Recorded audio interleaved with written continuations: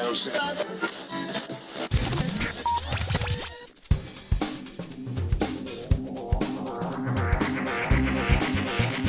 everybody doing?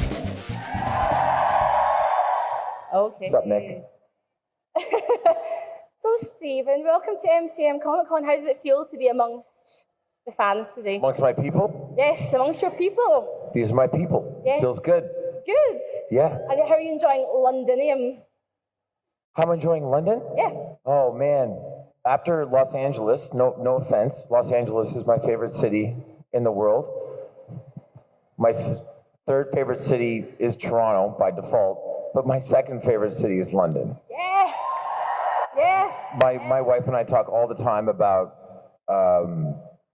just coming and living here for a couple of years. You should. Yeah.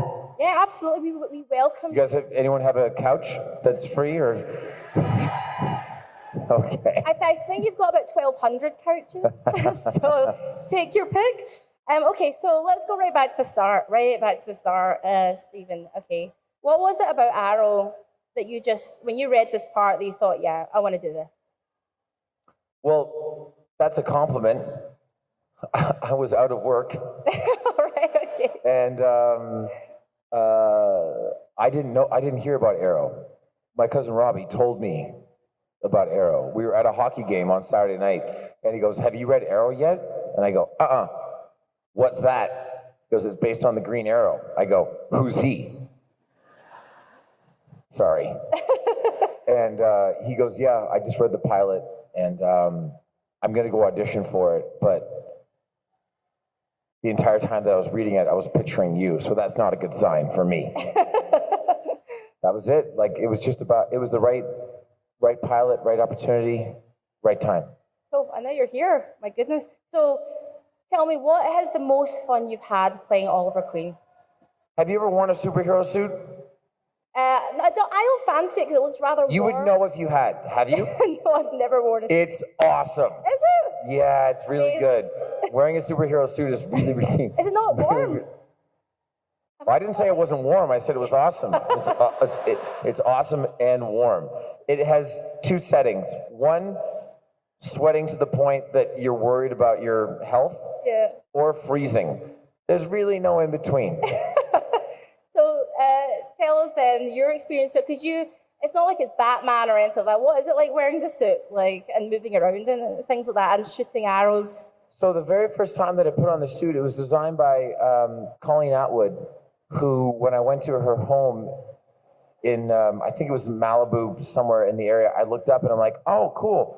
There's the thing that you get when you get nominated for an Academy Award. Like, she had one of those plaques, and then I looked further to my right and I go, oh my God, that's an Academy Award. She's won the Oscar, I think 2 or 3 times for costume design. And she made the original Arrow suit, which was beautiful if you were a mannequin. Right. But when you actually tried to move, it was all leather. So I couldn't actually reach my arm back to get an arrow from the quiver, which I felt was important. Oh, yeah. And then also they're now what they call gussets. We have our friend, if you come by my table, Danny, sitting next to Emily, she's part of our costume department. And they put gussets in, basically spandex, in the legs and in the arm, because my first move in my first fight was to get down into a crouching position, which was impossible. And I said, guys, you need to put gussets in the suit. And they go, we can't. Colleen Atwood made it. We can't mess with it. And I went like this. I go, well, Oh no! can you mess with it now? I ripped the pants on purpose because if it had happened during production, then we would have been delayed for like 2 hours. Yeah, quite right. Yeah. They needed a good ripping. So you said in an interview, I like this quote a lot, okay, and I believe it too. The best way to learn is to work. So what have you learned through your work on Arrow? How long do we have? Go for it. 25 No, we have more time than that. What have I learned? Man, I used to define success in acting as amount of time spent on set, working. And so by that definition, I've been the most successful actor in the world for the past 7 years because I work like 200 days a year. So what I've learned is being on set. I don't think that there's a situation now that would intimidate me. I'm not the best actor in the world. I'm far from it. But I've spent a good amount of time on set that I feel like I could hold my own. Oh, I like that. Yeah. You're braver, I guess. Pardon me? You're braver, but going out and just doing... Not braver, calmer. Calmer, okay. Right, when they yell action, you get a rush of adrenaline, which, anyone here an actor or a performer? Okay, good. Well, even if you're calm, when they yell action, you get a shot of adrenaline. Yeah. And which is why, even if you're shooting a scene all day where we're just sitting around talking about stuff, you get to the end of the day and you're tired because adrenaline all day. I've gotten to a point where they yell action, I get that adrenaline, but I'm also calm. Oh. That's been the biggest thing for me. Good. So let's look at your character growth. Did you have an idea of how you wanted Oliver to grow as a character? Did you have a lot of input into that over the I mean, I'd like to say yes. Right. But the answer is no. Right. No, I mean, I wasn't joking when I said that I still haven't read a ton of Green Arrow comic books because I actually am waiting to be done before I read them. And for the pilot, it was all about the vision that David Nutter had and Mark and Andrew and Greg. It was all about what they thought. And then from there, I would say that over the course of 7 years, probably a little bit of my personality has creeped into the character because that's how I keep myself sane. And what is that you've managed to creep into the character then? It's none of your business. We've only got on stage. Rude. Anyway, tell me about those crossover events. What is it like to film those? It must be fun getting everyone else on board. It's awesome. It's really, really good. The catering and the crafty on The Flash is better than ours, which pisses me off. No, tell us about the catering. It's so good. Stephen, oh, good morning. Good to see you again. It's been a year. Would you like that same scramble that's super healthy and tasty for breakfast? Oh, you would? Oh, cool. Great. God damn it. There's nothing wrong with a bit of protein. That's all I'm saying. Protein is good. Eggs are good. But can you tell us anything about Crisis on Infinite Earth? Can you say anything at all? Sure. And? It's 5 episodes. Probably. I don't know. It may be 11. I don't know. I will tell you. Yes, I can tell you stuff. Yes, go for it. Crisis on Infinite Earths begins before the crossover. Okay. And you're bound to secrecy apart from that? Pardon me? Can't say anything apart from that? It begins before the crossover. That makes sense, right? Think about it for a second. Crisis on Infinite Earths basically began at the end of season 7 of Arrow. Okay. And it's not going to stop until it's over. Okay, we'll leave it there. Okay, so let's move on from Arrow. Tell me, what's your take on the DC movie universe? Any favorites? Nope. Oh, yeah, no, I like the Nolan Batman trilogy. Oh, yeah. I haven't seen Batman v Superman. I saw it on a plane. That doesn't count. I haven't seen any of the movies, But actually. Nolan is an amazing director. Is that like... Yeah, he's excellent. I mean, after you're finished with Arrow, like, what are your plans after that? Like, are you looking to sort of move away from the superhero thing? No. You love it? Wouldn't you? I mean, No, yeah, like, I I've don't. always You know what? wanted to, I have my first plan, actually. Go for it.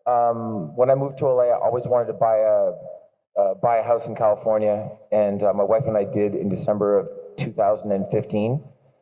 And I think that collectively since then, I've maybe slept there less than 100 nights in close to 5 years. Right. I just want to have a regular Tuesday for a second. Very, very lucky. Our kiddo goes to school. It's like a 6-minute walk from our house. I just want to have a little bit of time. Yeah. in LA. It's my favorite city. And I was there for 2 years, and I sort of put down roots. And then I booked Arrow. And I don't spend any time there anymore. So I'd like to spend a little bit of time there. And part of the fun for me with acting is identifying a job, be it Arrow or any job that came before it for me, and really like buckling down and trying to get it. Yeah. I don't know what that job is, but I'm excited. Aside from Arrow, is there a DC character you would love to play in the movie universe? So imagine you could just pick a character. Pick a villain. And Batman. Who? A villain. I'd like to play a villain. If I'm going to play a DC character again, it has to be a villain. Why villain? Because I like villains. Favorite villain? I have a favorite villain? Yeah. General Zod. Oh, yeah. I watched Superman 2 with my kid the other day. Oh, he's the best. What does your little one think of Arrow and all the superhero stuff? Like, do they know, oh, yeah, my dad's Arrow? Yeah, that's what she says. We're still in the pocket where she's convinced that I can actually do the things that I do on TV. Can you do so? You must have learned some of the things on TV, though. Like, No, I do most of them. yeah. Yeah. Like, you can do, like, sure, there's some skills you've taken away. Yeah. What kind of skills have you taken from Arrow? Archery.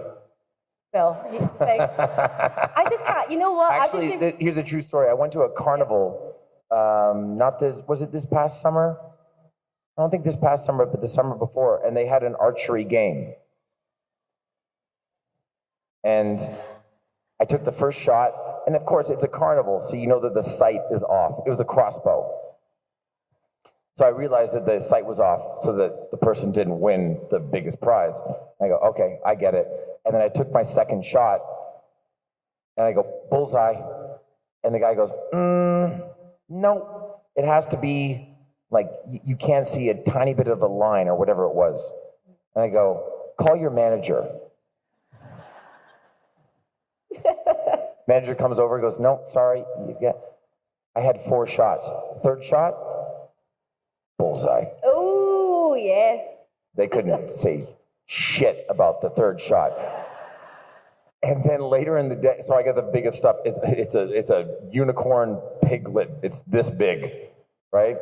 And I was there with my buddy Michael, and his daughter was jealous that my kid had a stuffed animal that was 4 times the size of her. And I went back to play to get the bullseye again, and the guy goes, I'm sorry, sir, but we reserve the right to refuse service more than 1 time a day. I like that you did that. They wouldn't let me play. The Arrow equivalent of like a mic drop. You just, like a bow drop. Okay, so I've got a fan question here because I asked on Instagram if anybody had any fan questions or any questions for you. So this is from JackHair15 via Instagram. Which Marvel superheroes would you like to play and why? So specifically Marvel there. I don't know. I've always, I think that, I don't know that there's been a better version of a character than Robert Downey Jr. as Iron Man, ever. Which means that I wouldn't want to play that because you're like just inferior right off the bat. Yeah. I don't know. I don't think about that stuff that much. Okay. You're never like I didn't set out to play Green Arrow. Yeah. You know, I don't know what's on the horizon. So I don't know. It's a tough question to answer because I don't think about it. I've got another fan question here from Victoria Alex V84. My 5-year-old son Dominic wants to know if you really shoot some of the arrows.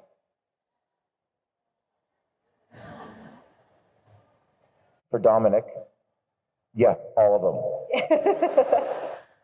Now, I want to ask you this as well, like, because the fan...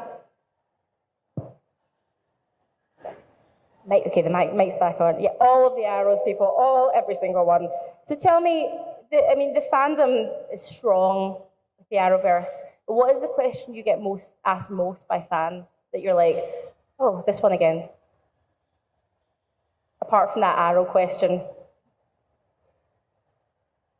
Can't really think of a question that comes to mind. people want to ask about like one of the questions that you get a lot is like, why isn't it part of the movies?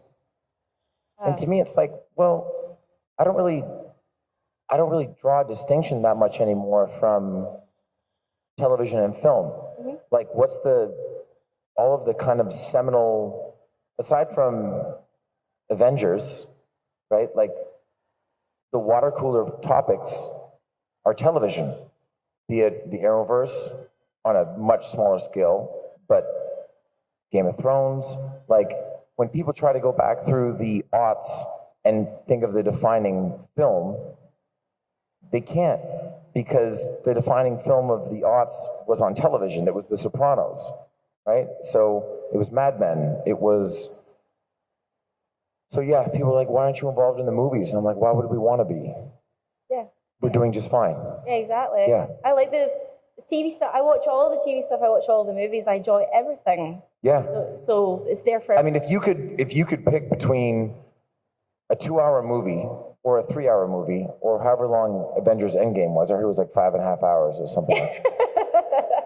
6, actually. I would pick, personally, 22 or 23 episodes of television that I could just saddle up on the couch and order McDonald's and stuff like that. And I like you get more character development within this. Well, I like to see that within different series. You mentioned Sopranos and Mad Men and all those kind of things. Even Breaking Bad and 6 Feet Under and those great shows. Oh, I'm saving 6 Feet Under, like a bottle of fine wine. Can't wait. I'm very excited. I'm a big fan of a bunch of the different actors on that show. Okay. And I don't know when I'm going to do it, but I'm going to do it. I heard it's the best finale that's ever happened on television. Right. So if you meet Stephen later, do not spoil the finale, because honestly... No, spoil it. Go ahead. Oh my God. I read a study that said that sometimes something being spoiled and knowing how a story ends actually adds to the enjoyment of watching. Oh, really? Yeah. Oh, no. I quite like not having anything... So I haven't seen Avengers Endgame. Oh, okay. I've seen every Marvel movie. I haven't seen Avengers Endgame. And we were doing the premiere of Code 8, the movie that I did with my cousin Robbie. Anyone here at the premiere on Thursday evening? Yeah. Don't spoil anything. And I was at the LA after party, and I turned to this guy, I go, because it was the day that Avengers came out, and I go, have you seen Endgame? He goes, yeah. I go, how's it end? He goes, I can't tell you. And I go, no, I don't think you understand. I'm not going to be able to see it for several weeks. Like, I still haven't seen it. It's been out for the better part of a month. Please tell me how it ends. He goes, are you sure? And I go, yeah. I go, don't get into the weeds. If you had 15 seconds to tell me how it ends, how does it end? And he goes, and he told me, and I go, thanks. And you're still going to watch it?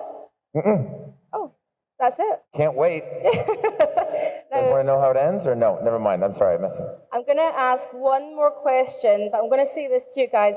If you've got a question for Stephen, there's going to be fan questions, right? There's mics on either side here. So start. Oh my goodness, there's some keen beans over there. This side of the room are like, this side of the room are all about it. There's 2 mics here. There's a mic there as well. So start queuing up, okay? And I'm going to ask. So I see your hand there as well in the front, and I'm going to ask one more question, or a couple more questions. So I'm going to ask you, now this is just a random fun question for you before we launch in here. I saw some videos, now I'm a big WWE fan, love WWE. My era was more like the Hardy Boys and stuff like that, like I loved the Hardy Boys. Oh, God. I'll tell you a Hardy Boys story backstage. It's not important. Oh yes, please, yes. You know when they came back at WrestleMania? What was that? When they came back at WrestleMania, when they came back to WWE, when the crowd went crazier than the crowd went in Orlando at any point during the show. Right. Yeah, I was going pee when that happened. I literally left my seat. No. And my buddy and I were in the bowels of the stadium, and all of a sudden you hear this crazy roar, and then we heard the music, and I turned to my buddy Zacho and I go, the Hardys just came out. They just came out. We rushed back, but we missed it. Now, my question was, again, it's a daft question. If you had to have a wrestler name, apart from your own name, what would your wrestler name be? The Green Arrow? Ah, I should have said it. If we were all there, we'll accept. We accept, right? Yes. Okay, so we've got some fan questions. There's a lady here. Oh, she had her hand up first, so I don't know if we can get a mic down to this lady here right at the front. So I'm just going to come. Which one? Where? Right here. She's got her hand up. I think it's hat. Yep. There we go. Oh, don't have to do any work. Go for it.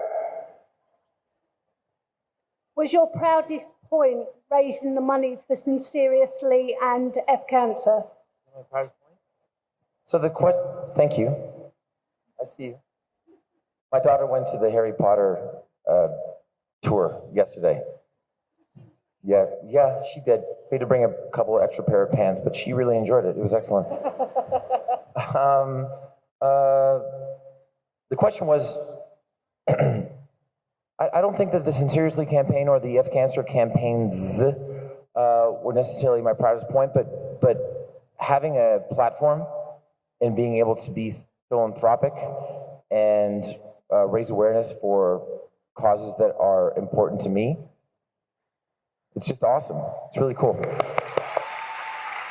Thank you. Thanks for your question. Thank you very much for your question. So let's do turnabout, okay? So this side were very enthusiastic. You guys were like, like itching. So we're going to start here and then we'll go over here. So you first, sir.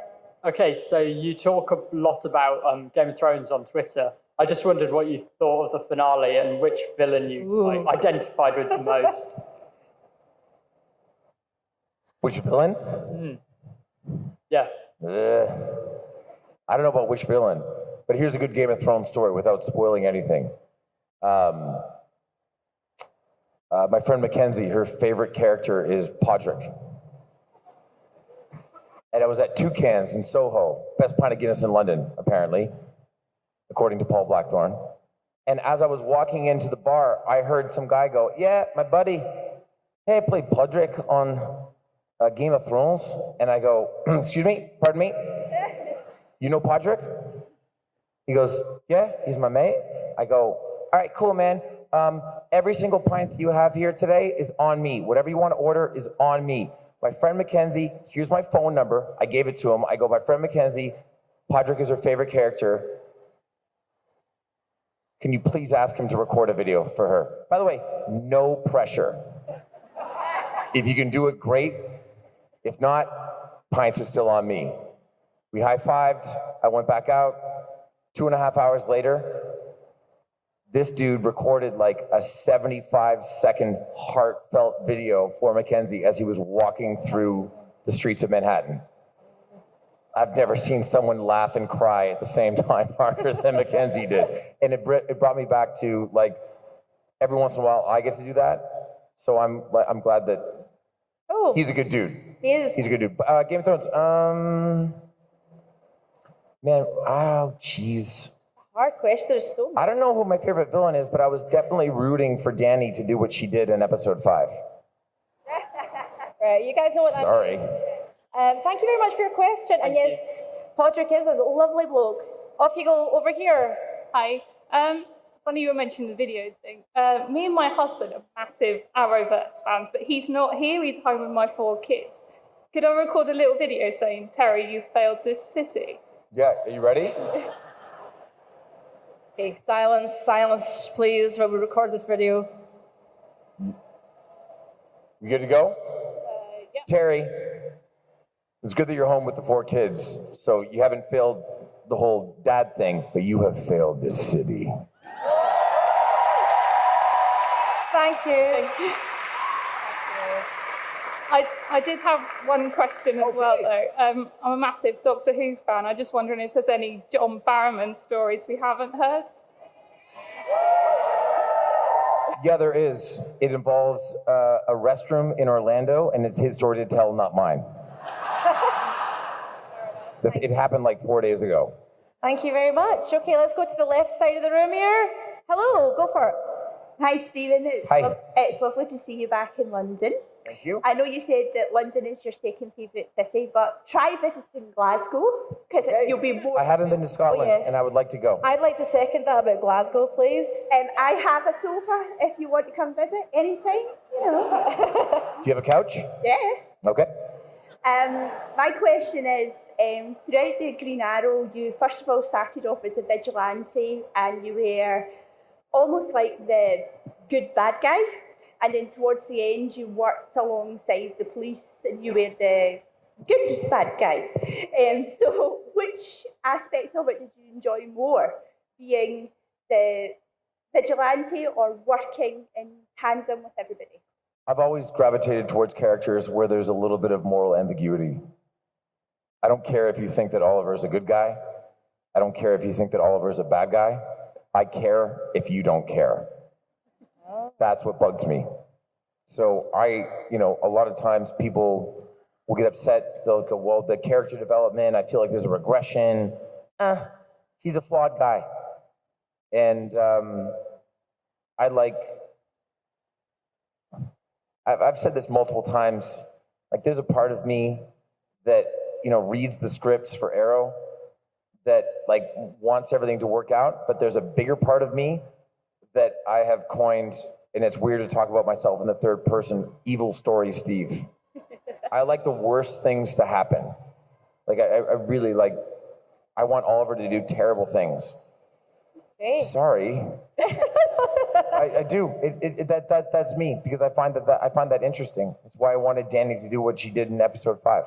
I preferred when you were the vigilante rather than working alongside. There was something cool about that, right? There was, and that's difficult to do on a network television show, to be a character like I was in season 1 and season 2 a little bit, unapologetic, lethal.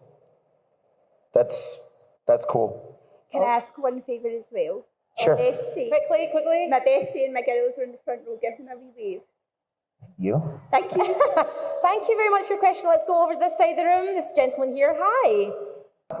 Who's your favourite other team member in like the team of Arrow? Good question. Thank you.